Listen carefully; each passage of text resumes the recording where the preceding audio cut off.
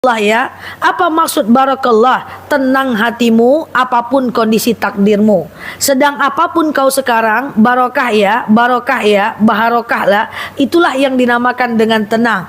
Apa yang kita rasakan itu akan menjadi ketenangan bagi kita. Barokah atau tenang beda dengan bahagia. Beda. Kalau bahagia cuman sementara dan tetapi ketenangan itu selamanya. Contoh, ibu kalau dikasih uang 50 juta, lalu kemudian ibu pergi umroh, atau ibu pergi jalan-jalan ke Eropa, ke Amerika, bahagia nggak? Bahagia. Tapi kalau hidup nggak berkah, nyampe Pekanbaru, suntuk lagi. Jadi bahagianya cuma sementara. Ada orang yang ustazah kita relax yuk, relax. Ngapa? Healing. Pulang healing, stres lagi. Oh, karaoke yuk, nonton yuk. Pergi senam berjoget-joget. Wow, healing. Nyampe di rumah, suntuk lagi. Nengok muka suami itu aja bentuknya terus, suntuk lagi. Karena itu cuman bahagia, itu bukan tenang. Banyak orang salah. Dia mencari kebahagiaan di luar, pergi healing, joget-joget, main ke Ulu Kasok, ke Sungai Hijau, jalan-jalan. Tapi kalau hati tak tenang, nyampe di rumah stres lagi. Maka sebenarnya ketenangan itu ada dalam diri, dimanapun berada, apapun takdir kita, apapun nasib kita. Kalau kita tenang, ya kita tenang aja. Mau orang hiruk pikuk, kalau ketenangan datang dari dalam diri, itulah namanya berkah. Apa itu berkah? Berkah itu adalah tenang hati kita apapun kondisi nasib kita. Dan dia bukan datang dari liburan, dia bukan datang dari hilang-hiling, dia bukan datang dari joget-joget, dia bukan datang dari karaoke dan bioskop, dia datang dari dalam diri. Inilah barokah, inilah ketenangan, inilah yang kita kejar. Bahwa sebenarnya kita udah capek hidup ya, dari usia 40 tahun, 30 tahun, usia 50 tahun. Ayolah kita sama-sama mengejar keberkahan ini. Maka kita akan belajar bagaimana ceritanya supaya hati kita ini berkah, hidup kita ini tenang. Tenang tidak bisa dibeli dengan uang, jabatan, apalagi dibeli dengan sekedar hal-hal yang sederhana, nggak bisa. Saya sering ceritakan ini kepada jemaah, perlu saya ulang-ulang supaya kita semua menyadarinya, karena ini adalah kisah nyata. Saya pergi ceramah ke Alamayang. Ibu tahu Alamayang? Jauh ya Alamayang dari sini ya. Jauh kali ya, ini dari ujung ke ujung ini ya. Nanti saya ceramah jauh ya, jadi teringat saya. Oke, ibu-ibu yang saya sayangi karena Allah, saya pergilah ke Alamayang berceramah gitu ya. Ini kejadian yang akan selalu saya ceritakan karena dia ada di kepala saya. Jadi waktu saya pergi, saya nyetir ya ke Alamayang, saya tengok ada bapak-bapak, Bu. Bapak-bapak naik motor Beat, itu ada bapak, di depannya ada 2 anak kecil, di belakang bapak ada 2 anak kecil, di belakang bapaknya ibu. 6 orang satu motor. Jadi ibunya tuh tergede-gede udah mau jatuh gitu, Bu. Naik motor Beat, Bu. Saya perhatikan lah dari dalam mobil saya. Oh, ini orang ini mau kemana ini? Satu motor ber-6 orang, tak ada pakai helm, platnya udah tanggal-tanggal giginya. Iya kan? Oh, saya kepo. Ternyata saya masuk Alamayang. Nah, dia ikut juga masuk. Orang ini buka Alamayang, besti. Kepo saya. Akhirnya saya bilang ke jemaah saya, Bu, saya telat datang ya. Ngapa gitu? Pokoknya tunggu aja lah saya ikutin mereka. Rupanya mereka mampir ke bawah pohon yang sangat rindang. Dia bentang kertas koran, dia bentang kartonnya udah lusuh. Akhirnya mereka bukalah nasi Ampera 2 bungkus, makan berenam. Tapi tahukah ketika Ampera itu dibuka, anaknya berlari, happy, suaminya ketawa, istrinya happy. Dalam hati saya, Masya Allah, Tabarakallah, inilah keberkahan yang sesungguhnya. Cuman beralaskan karton koran, cuman makan nasi Ampera 2 bungkus berenam, mereka bisa bahagia. Inilah berkah tak dihitung dari uang. Paham? Satu ketika saya bandingkan, saya makan di sate dangwang-dangwang Bare Solo. Tahu dah sate dangwang-dangwang? Wah, itu sate mantap betul. Makannya di Baroh Solok pula. Saya makanlah sate. Saya tengok depan seberang ada meja sebelah. Saya tengok suami istri. Lagi sate itu enak, sate sama orange juice sama TS. Di depan matanya suami istri makan sate dangwang-dangwang bare Solo, lama nyolei, mantap rasanya.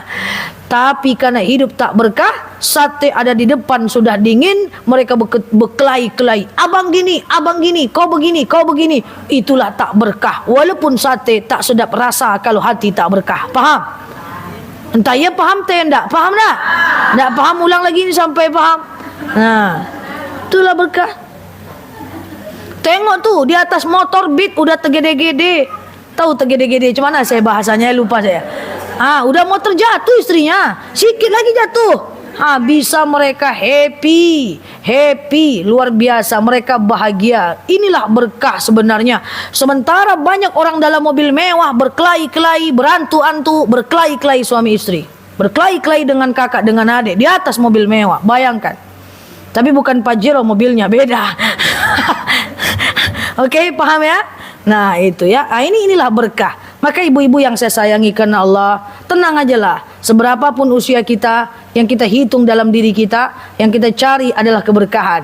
Keberkahan itu adalah tenang hati kita, apapun kondisi nasib kita. Mau tahu caranya? Belum masuk materi, udah ngomong aja dari tadi ya. Oke, yang pertama, cara agar hidup berkah adalah berhenti membandingkan nasib kita dengan nasib orang lain. Saya ulang ya. Berhenti membandingkan nasib kita dengan nasib orang lain. Berhenti. Bu, kadang-kadang kita ini tidak bahagia, Bu. Bukan karena nikmat kurang, Bu, tapi karena kita selalu membandingkan nasib kita dengan nasib orang lain, yang belum tentu orang lain itu juga patut dicontoh dan bahagia. Kadang-kadang kita berpikir, tengoklah tua, suaminya ganteng, anaknya baik, mertuanya baik, utangnya ndak ada, duitnya banyak. Tengok aku ya Allah, nengok suami ndak berselero doh ya Allah. Utang banyak, masalah banyak, tetangga julid banyak, orang kepo banyak, tukang fitnah banyak. Kita bandingkan nasib kita dengan orang lain. Padahal saya sering menyampaikan kepada jemaah, jangan pernah bandingkan nasib kita dengan nasib orang lain, karena kualitas iman berbeda. Nggak mungkin cobaan sama, betul? Imannya beda, nggak mungkin cobaan sama. Orang yang kita tengok ketawa-ketawa di depan belum tentu sejatinya bahagia. Jangan-jangan dalam ketawanya dia menutupi kesedihannya. Kita tengok suami kita cuek, ngomong kayak macam ngomong sama dinding. Lalu kita tengok kawan kita berpegangan tangan di TikTok, wah pakai lagu-lagu romantis. Kita tengok ada 2 orang suami istri, romantisnya luar biasa. Tengok suami macam dinding, tengok orang itu romantisnya luar biasa. Langsung kita menyimpulkan bahwa orang itu bahagia dan kita tidak. Belum tentu. Jangan-jangan di pegangan tangannya dia ingin menutupi kesedihannya dengan mengupload statusnya. So, jangan sekali-sekali membandingkan nasib kita dengan nasib orang lain, karena kualitas iman berbeda. Enggak mungkin cobaan sama. Apa gitu kalian nengok ya? Paham? Serius sekali pengajian. Mendalam ya. Iya kan. Ayo gitu ya. Tak ada berkedip. Takutlah saya. Saya aja ngidup nampaknya di sini. Nah, itu yang saya maksud ya. Maka ibu-ibu yang saya sayangi karena Allah, kita tidak bahagia itu bukan karena kita tidak punya. Kita tidak bahagia itu karena kita suka bandingkan diri kita dengan orang lain.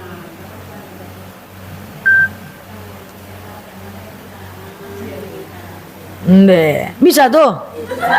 Bisa apa? Jangan suka tengok-tengok orang. Ini ya, dalam hal apapun jangan tengok orang. Jangan suka nengok-nengok orang. Ini bahaya.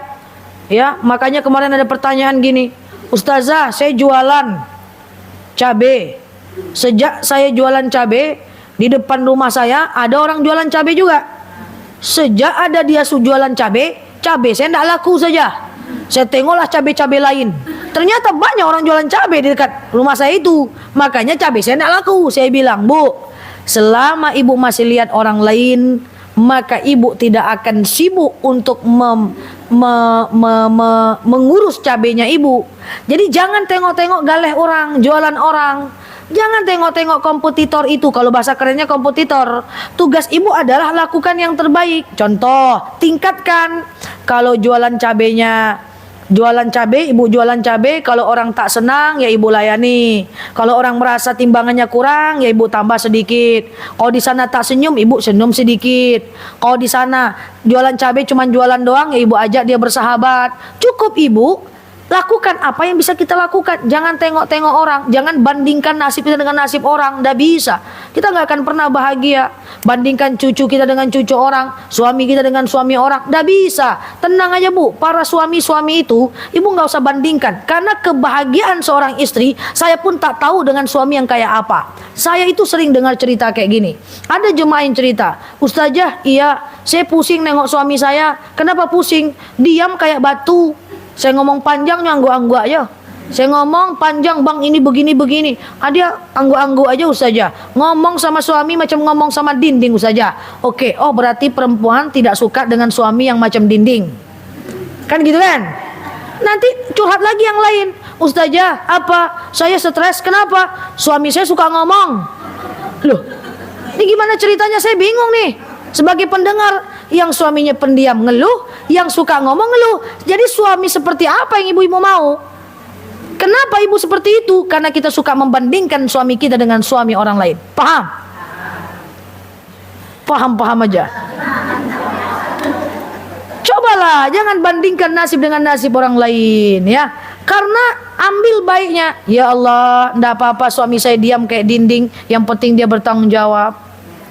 Ya Allah, saya LDR dengan suami, nggak apa-apa jauh, yang penting setia daripada dekat tapi mendua aja. Nah, ya kan? Kan gitu, bisa kita berbaik sangka. Jangan banding-bandingkan dengan orang lain ya. Tidak boleh. Tadi pagi saya ngisi di panti jompo. Ya, saya bilang kepada ibu-ibu yang ada, bapak-bapak yang ada di panti jompo itu, bahwa tidak usah kita banyak fikir. Orang yang hidup di luar belum tentu bahagia kok dengan anaknya. Ini bapak ibu di panti jompo kata saya. Jangan banding-banding, karena seketika saya masuk ada yang cerita, enak Ustazah orang yang di luar katanya. Orang yang di luar itu segumpul sama anak-anaknya. Untuk menetralisir hati mereka, saya sampaikan yang sebenarnya. Bapak ibu tenang-tenang aja di panti lansia ini. Karena di luar pun bapak ibu belum tentu bahagia dengan anak. Banyak orang tuanya sakit, anaknya lewat-lewat aja. Kalau maaf pacarnya sakit, baru sakit kuku dihembus. Kalau amaknya sakit bisa ke rumah sakit setelah 3 hari. Coba lu 3 hari mah, coba lu 7 hari mah katanya. Orang tuanya sakit dia lewat-lewat aja. Makanya saya itu jujur ya, saya memang anak muda, tapi saya jarang ceramah di kalangan anak muda. Padahal saya gemes lihat anak muda. Nih kalau ada di online ini atau dimanapun yang mendengarkan saya sampaikan kepada anak muda. Saya paling sebel ngelihat orang yang ramah sama orang lain, tapi berkeras-keras dengan orang tuanya. Dengan orang lain minta ampun. Apa kabar Besti? I love you. Lama nggak ketemu. Halo. Orang tua ini marah-marahkannya aja di rumah. Tapi kesempatan saya ngomong di anak muda itu sedikit. Cobalah ibu duduk. Jangan lagi coba. Udahlah kami-kami aja lah. Coba duduk ke kafe-kafe, ke tempat nongkrong. Itu dengan temannya. Ramahnya luar biasa. Apa kabar? Halo. Ya Allah. Orang tuanya dicuek-cuekinya aja di rumahnya. Orang tuanya sakit dilewat-lewatnya aja, lewat-lewat aja main HP. Terus mimpi pengen jadi anak yang sukses. Mimpi pengen jadi orang hebat, gak bakal bisa. Sulit itu. Ridho Allah, ridho walidain, sokhtullah, sokhtil walidain. Ridho Allah bergantung kepada ridho orang tua. Maka kalau ibu punya anak kayak gitu, tenang aja bu, tetap paksakan diri ridhoi mereka. Gak masalah. Tadi saya waktu ceramah di panti lansia saya bilang, orang yang di luar pun belum tentu bahagia dengan anaknya. Jadi bapak ibu bahagia ajalah di sini dengan teman-temannya. Yang di luar juga belum tentu bahagia, betul? Nah, itulah. Makanya saya juga bilang kepada ibu-ibu yang masih muda-muda di situ, jangan berharap anak akan mengurusi kita saat tua. Karena banyak kenyataan anak justru tidak mengurus kita saat tua. Banyak orang pengen punya anak tujuannya supaya kalau tua diurusin. Jangan, niat lillahi ta'ala saja. Niat untuk ibadah saja. Kalau dibantuin sama anak, alhamdulillah. Kalau enggak, ya udah. Yang penting kita udah lepas tanggung jawab sampai dia balik berakal. Kalau banyak orang, ustazah saya pengen nikah lah, terserahlah kayak mana bentuk suaminya, mau preman, mau munafik, mau tak sholat, lantak lah. Yang penting saya nikah. Lah kenapa ibu mau nikah? Iya ustazah, katanya biar punya anak, nanti kalau udah besar siapa yang ngerawat anak, ngerawat saya. Jangan menikah tujuannya untuk punya anak yang merawat kita saat dewasa. Salah niatnya. Nikah untuk ibadah. Karena banyak faktanya juga orang tua tak dirawat oleh anaknya. Nah ini yang saya maksud, ibu-ibu yang saya sayangi karena Allah. Bahwa jangan bandingkan nasib kita dengan nasib orang lain. Orang-orang yang di panti lansia tadi dia bilang enak ya di luar. Jangan. Enakan bapak di sini kok, saya gituin. Karena bapak di sini duduk-duduk aja, ya kan? Memang rindu sama anak. Mana enak rindu sama anak daripada sakit di hari anak. Nah itu loh, jangan berharap banyak. Tugas kita cuma mengajak anak kepada kebaikan. Selanjutnya biar ikhlas lillahi ta'ala. Kita merawat anak bukan untuk dia merawat kita saat kita dewasa. Saat kita tua, hati-hati, nanti terlalu banyak hati yang terluka. Jangan ikhlas aja udah. Ya udah, anakku punya kehidupan sendiri, dia sibuk dengan dirinya, dia sibuk dengan suaminya, biarkan. Karena aku merawat kau nak, bukan untuk kau merawat aku nak, bukan. Tapi aku merawat engkau karena lillahi ta'ala. Karena pada faktanya itu cuma teori. Banyak anak yang tidak merawat orang tuanya. Kenapa? Karena ilmunya. Saya juga bingung, ustadz banyak di Indonesia, tapi kenapa perkara bakti kepada orang tua belum selesai dengan baik? Kalau di Mekah saja bu, itu orang berkelahi ingin merawat orang tua sampai ke pengadilan. Aku pengen rawat orang tuaku, aku pengen rawat orang tuaku, aku pengen rawat orang tuaku. Berkelahi sampai dibawa ke pengadilan, ditentukan hari ini yang merawat ini, bulan ini yang merawat ini. Orang kalau ngerti dia pengen ngerawat orang tuanya. Masalahnya banyak anak yang tak mengerti. Kita doakan semoga anak-anak kita jadi anak yang soleh-soleh, amin. Kalau ada yang belum, takdir kita belum baik, jangan sekali-sekali menyalahkan takdir. Ikhlas aja, saya merawat kalian karena itu adalah kewajiban saya, bukan saya minta balasan dari kalian. Ya, paksakan diri ridhoi mereka. Kita berdoa nih semoga ada jalan untuk anak muda. Tapi itu saya memang serius ya. Saya tuh sedih kalau nengok orang-orang dengan sahabatnya, dengan temannya dia ramahnya luar biasa bu. I miss you, halo, cipika cipiki, kan? Nyampe di rumah merengut aja sama mak bapaknya. Itu namanya elok ndak batampe. Elok tahu ndak? Elok ndak batampe tahu ndak? Ya pokoknya tahu ndak tahu gitu aja lah. Baik nggak pada tempatnya. Ya. Na'udzubillah summa na'udzubillah. Saya kayak mana ya? Kayak mana ya? Entahlah, bingung saya ya. Kalau udah soal orang tua nih saya bingung ya bu ya. Karena itu banyak fenomena yang saya dapat ya. Di luar dia sama orang tuanya, sama teman-temannya dia makan enak.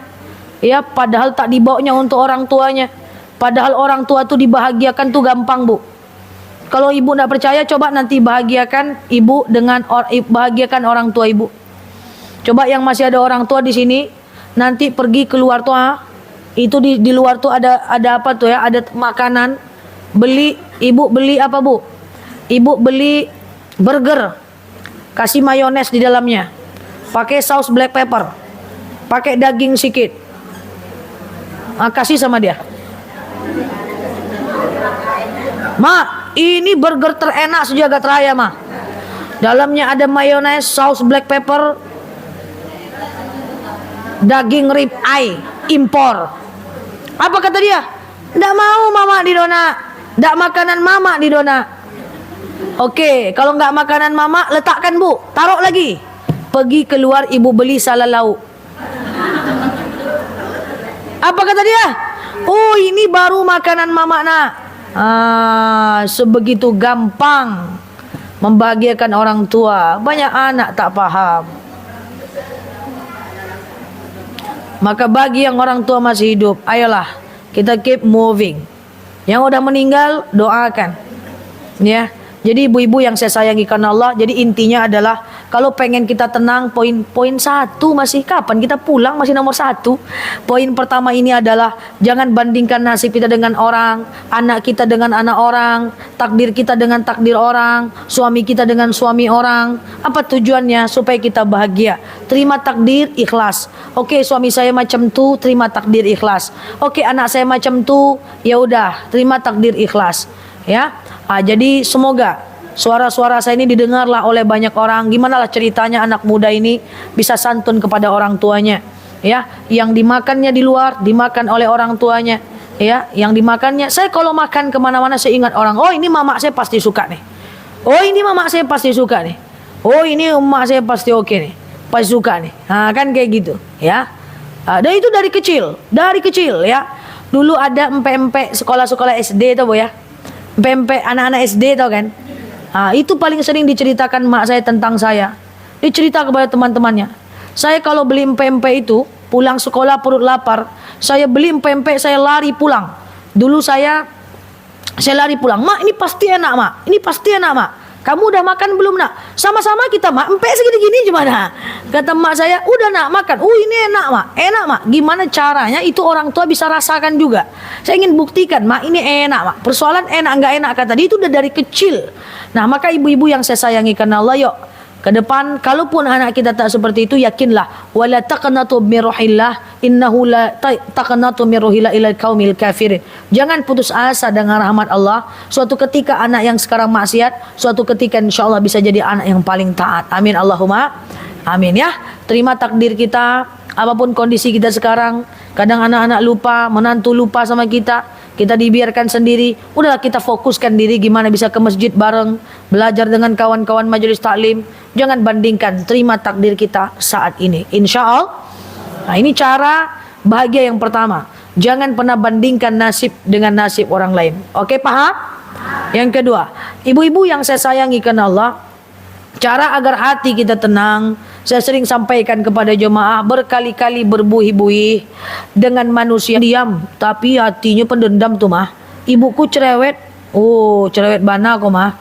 Ibu nih orangnya baik, tapi pura-pura aja kayaknya, sandiwara aja nyo. Kalau ibu nih orangnya suka senyum, tapi gaya aja nyo, sebenarnya ndak kayak gitu doh. Jelek kita memandang orang, maka akan menjadi jelek isi pikiran kita, menjadi jelek pula hati kita, menjadi jelek pula perbuatan kita.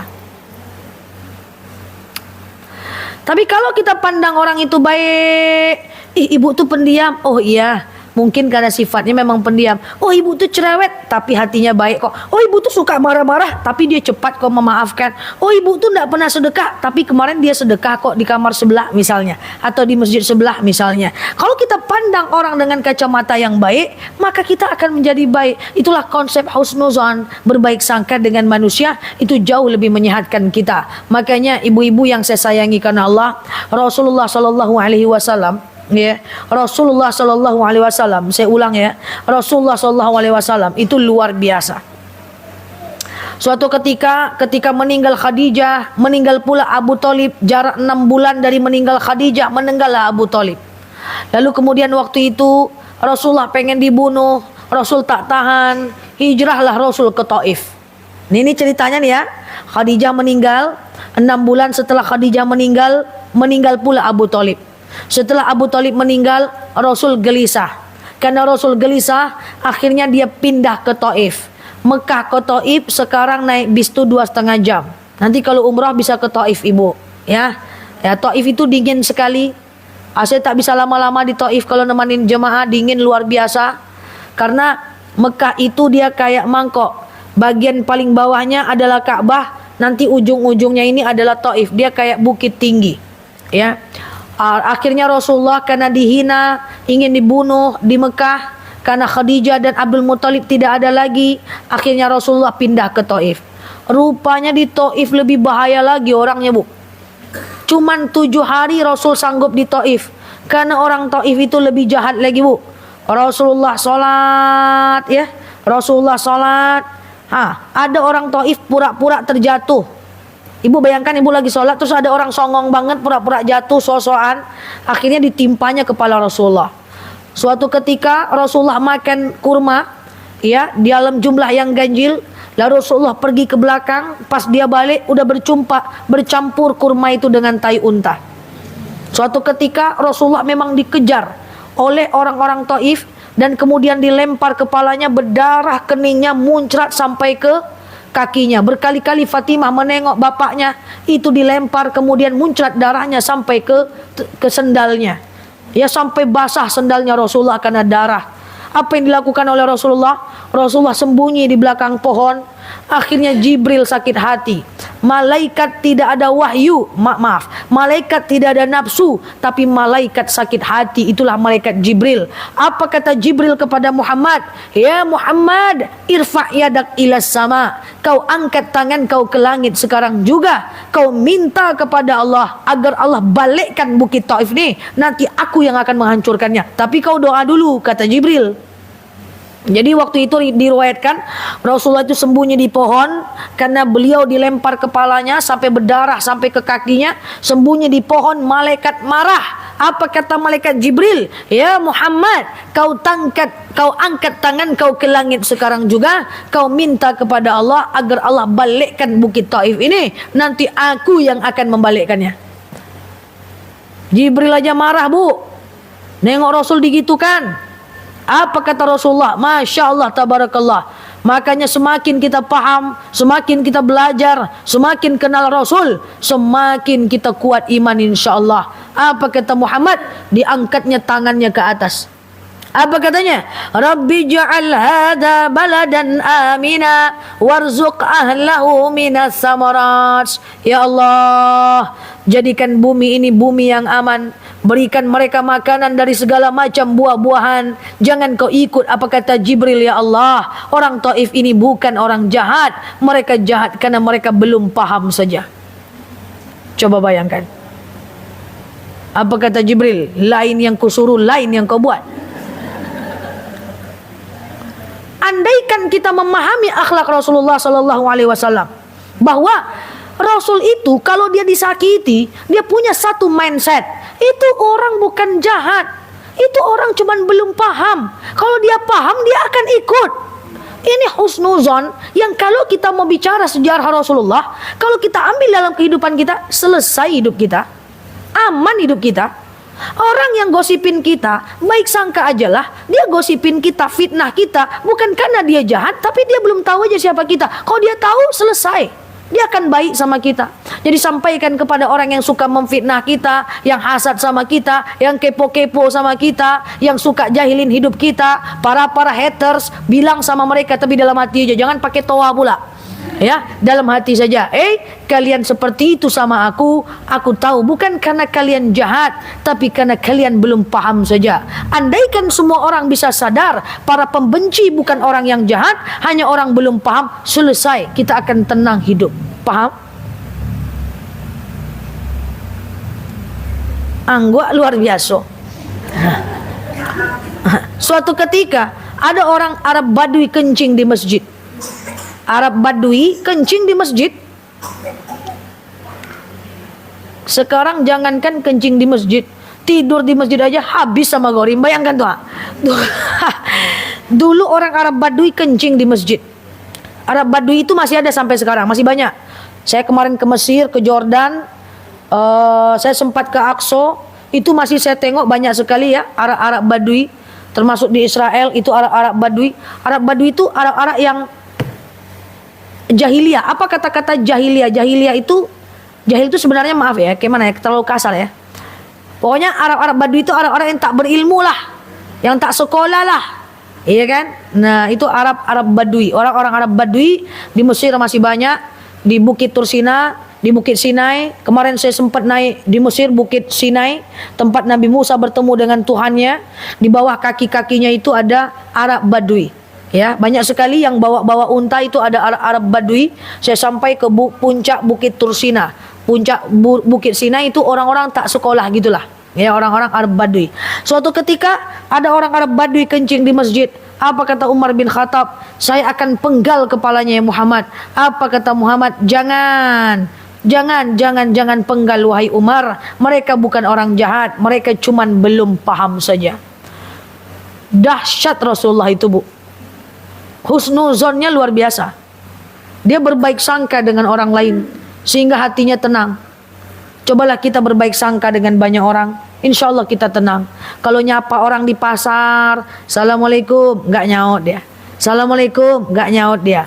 Woi, Assalamualaikum, nggak nyaut dia. Udahlah, baik sangka, jangan-jangan dia sedang ngitung duit masuk, duit keluar. Udah. Jangan dilawan.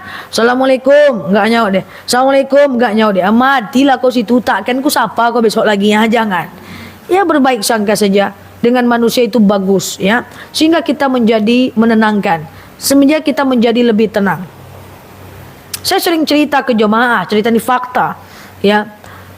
Saya dakwah 20 tahun. Dulu mak saya sering ikut saya pengajian. Sekarang udah tak sanggup lagi dia, karena lama diantar pulangnya, karena saya tak pulang-pulang dari pagi.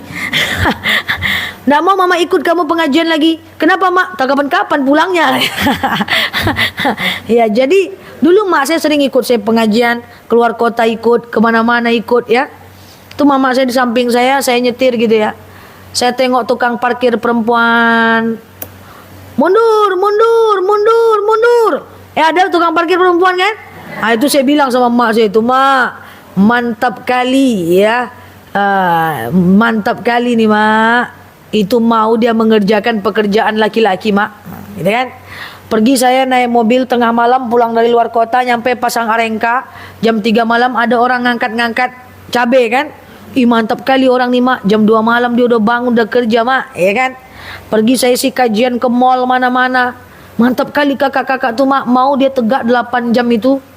Hebat kali dia mak. Saya pesan makan jam 12 malam, ibu-ibu yang ngantar pakai GOJEK gitu ya. Wih mantap kali mak, ibu tuh mau dia ngantar malam-malam. Mak saya sebel dengerin saya ngomong mantap terus. Lalu mak saya protes, kamu nih mantap-mantap semua. Emang kenapa mak? Kata saya. Rupanya betul ya, mak saya ngomong gini, itu mantap karena kau yang nengok. Kalau orang lain yang nengok belum tentu mantap nak. Lah maksudnya gimana mak? Contoh kata mak saya, nengok tukang parkir perempuan, mundur, mundur, mundur, mundur. Itulah ndak sekolah dulu. Coba sekolah ndak kan kayak gitu doh. Itu. Tapi ya juga ya, bisa juga ya. Dibawa suzon bisa ya. Nengok tukang GOJEK ngantarkan makanan malam-malam, tak tahu waktu perempuan kerja malam-malam. Betul juga mak ya. Itu mantap karena kita nengoknya baik. Nengok dari sisi baiknya, betul? Bisa loh ditengok dari sisi buruknya. Tergantung kita yang menengoknya. Dan perkataan orang tua saya itu adalah benar. Mantap karena kamu yang lihat. Kalau kacamata lain yang lihat bisa jadi itu buruk. Maka yuk ibu-ibu yang saya sayangi karena Allah, dengan manusia ini kita banyak-banyak husnuzan, kita jauh-jauhkan suuzan. Apa tujuannya? Tujuannya adalah supaya kita menjadi hamba Allah yang punya ketenangan di masa yang akan datang, insya Allah. Oke, satu lagi terakhir, azan masih lama, sikit lagi ya, nggak usah panjang-panjang kali, panjang betul pula. Apa ceramah ustazah tadi? Nggak jale, do penting pink bajunya itu pula kan. Oke. Satu tadi apa? Berhenti membandingkan nasib dengan orang lain. Yang kedua, banyak-banyak husnuzon dengan manusia, jauh-jauhkan suuzon. Kemudian yang ketiga, ibu-ibu yang saya sayangi karena Allah, apa yang dapat kita lakukan supaya hati kita ini menjadi tenang, supaya hati kita ini terhindar dari gelisah, supaya hidup kita ini berkah. Sangat klise, sangat teoritis, tapi ini paling penting. Paling penting ya, paling penting. Nanti saya akan jelaskan kenapa ini penting, yaitu harus baca Quran tiap hari, tidak pakai tapi. Ibu usia udah berapa? Udah 50-an? Udah lewat 50-an. 60-an? Nggak lama lagi itu dah bu. Bu gini bu ya, seakan-akan dia teori, alah konsep aja. Tapi baca Quran tiap hari, benar-benar akan bikin hati tenang. Udah ada penelitiannya. 30 orang diajak yang baca Quran dikumpulkan. 30 orang yang jarang baca Quran dikumpulkan. Diteliti oleh orang syariah dan orang kedokteran. Terbit dalam bentuk jurnal ilmiah bahwa ternyata orang yang rajin baca Quran itu adrenalinnya itu lebih santai, lebih rendah, lebih slow dibanding orang yang jarang baca Quran. Makanya ada dalil man ijtama'a qaumin min baiti fi buyutillah. Kalau kita baca Quran, hati kita akan tenang. Kalau hati kita tenang, kita tak cepat tersinggung. Kalau kita tak cepat tersinggung, kita tidak akan mudah marah. Kalau kita tidak mudah marah, maka akhlak kita akan bagus, rumah tangga akan sakinah. Betul? Kalau ada orang sikit-sikit tersinggung, sikit-sikit marah, sedikit-sedikit tersinggung, sikit-sikit marah, sedikit-sedikit tersinggung, sedikit-sedikit marah, cek itu baca Quran tak tiap hari, pasti. Tapi kalau tiap hari, walaupun cuma 15 menit, 15 menit, 15 menit, sampai seterusnya. Jangan 2 hari, Ustazah aku baca Quran 2 hari tidak tenang aku doh. Nah, 2 hari masih. Baca Quran itu harus tiap hari, jangan banyak-banyak. Allah itu lebih suka amalan yang sedikit, tapi terus menerus daripada banyak, tapi putus-putus. Biar cuma 15 menit, jangan banyak-banyak. Loh Ustazah kok ngomong jangan banyak-banyak? Jangan. Yang penting tiap hari dulu. Banyak atau sedikitnya urusan belakangan. Maka taruh Quran itu yang dekat dengan kita. Cari yang kita suka. Ya, taruh yang dekat dengan kita. Jangan taruh Quran di atas lemari tinggi. Pas mau ngambilnya, ambillah kursi dulu. Ambil kursi, naik ke atas kursi, tertinggallah kuncinya di bawah. Turun lagi, naik kursi lagi. Buka lemari, ujung-ujungnya terjelungkang. Tak jadi baca Quran. Taruh Quran yang dekat dengan kita. Baca tiap hari. Ada pertanyaan, Ustazah, saya cuma baca Al-Kahfi, Yasin, Al-Waqi'ah, Al-Muluk, As-Sajadah. Saya cuma baca ayat-ayat tertentu aja, gimana? Saya sarankan tidak demikian. Tetap tiap hari baca dari juz 1 sampai juz 30. Supaya apa? Supaya kenal kita dengan hurufnya. Nanti di hari-hari tertentu boleh tambah dengan Al-Kahfi, boleh tambah dengan yang lain, boleh tambah dengan yang lain. Ya, begitu caranya. Jadi ibu-ibu kalau masih muda-muda di sini ya, yang ada di online dan offline, cobalah setiap saya khatam Quran, saya kasih reward dengan diri saya. Itu boleh. Kalau khatam Quran nanti saya beli ini. Kalau khatam Quran saya mau beli ini. Buat hukuman dengan diri sendiri. Baca Quran harus tiap hari. Kalau tak baca Quran tiap hari, denda sedekah 20.000. Gitu. Mantap Pak? Kok lambat angguk ya? Sehingga nanti kalau ibu nggak baca Quran, ibu denda sedekah 20.000, ibu tetap untung. Tapi secara pikiran ibu akan berpikir, daripada duit keluar bagus baca Quran lagi. Saya seperti itu. Saya punya komitmen, ini satu aja yang saya sebutkan ya. Satu aja yang saya sebutkan, contoh aja. Saya melakukan, makanya saya berani cakap, saya berani ngomong. Contoh, saya mesti ziarah 8 kali dalam seminggu. Dalam 1 bulan. Kalau 8 kali saya cuma lakukan 7 kali, maka saya denda 10% dari penghasilan, bukan 10% dari gaji. 10% dari penghasilan saya akan sedekahkan. Kalau cuma 6 kali berarti 20%. Kan sisanya dia ada 8 ya. Dia kan ada 8 nih. Kalau cuma 7, 10% penghasilan saya sedekahkan. Kalau 6, 20%. Kalau 5, 30%. Ya, seperti itu ya. Jadi dia buat hukuman supaya kita rajin melakukan. Gitulah. Ya, jadi ala bizikrillahi tatma'innal qulub. Hanya dengan zikir itu hati akan menjadi tenang. Maka baca Qur'annya memang mesti tiap hari. Buat hukuman. Contoh hukuman yang lain. Ya Allah, saya sholat dua rakaat setiap hari. Kalau enggak sholat duha, denda sedekah 10.000. Kalau haid gimana? Haid baca aja yang ada di handphone. Atau yang ada terjemahan, masih ada ulama yang membolehkan. Atau yang ada Latin, masih ada ulama yang membolehkannya. Nah inilah yang dimaksud dengan baca Quran tiap hari. Coba rasakan nanti, akan beda jiwa kita. Sebagai penutup, baca Quran tidak bikin masalah hilang. Dengan baca Quran masalah tetap ada. Anak yang melawan tetap ada. Orang yang julid tetap ada. Para fitnah tetap ada. Orang yang jahat tetap ada. Ya, dengan baca Quran menantu yang maksiat juga ada. Anak yang melawan tetap ada. baca Quran tidak bikin masalah hilang, tapi setidaknya dengan baca Quran hati kita jauh lebih tenang menghadapi semua masalah itu. Insyaallah. Demikian dari saya. Wallahu a'lam bishawab. Ala hazihi niyah. Al-Fatihah.